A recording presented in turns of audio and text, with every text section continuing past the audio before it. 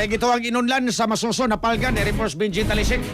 XFM Police Report. Police Report. Kapulisan sa Labangon daling responde sa usa ka tawag sa usa ka residente kalapot na saba sa gigatawag na Barangay Puya nga nabalgan dito sa sitio Liberty, San Carlos Heights, Barangay Quiyota sa Dagban, Subo. Si Rene Boy Pardillo, usa ka barangay driver nga taga dito sa lugar, nibot siya kapasado alas 8 antag na sa Hoybis sa gabi nga ilang kauban ng hababal driver nga si Lito may nakabutyag nga matupa nga dunay gilabay dito nga Puya, matupa nga usa ka babae lalaki sakay sa usa ka motor ang mihuno sa lapid o bilabay dito sa bungaw sa usa ka plastik nga gituang Puya.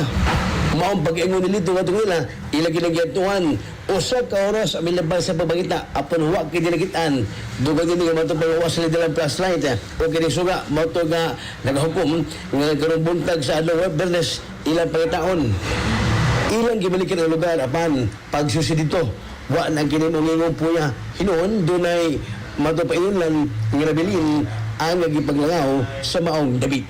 Ilito, nisulti mo. Oh, nisulti mo ka, boss. So, kamo po, inyo mag-isway pagit, natanaw doon eh. Pagabi, yung mga pangita, yung mga kita, yung mga spotlighter man. Yung mga nakita ang buuntag, ya. Mga uso oras ito nga kayo silito, asutso. Asutso kapin ito. Nagsugo mo pagita, uso oras ha?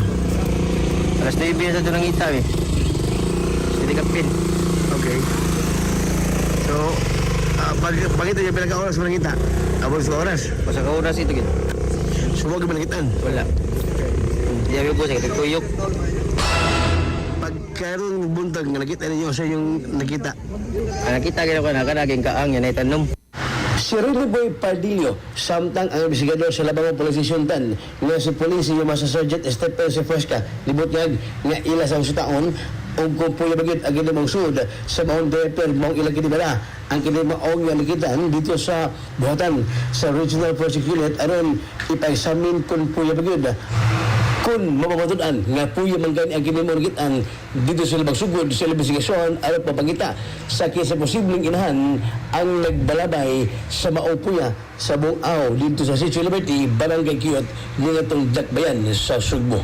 Reported dito sa among station, regarding aning na ko no.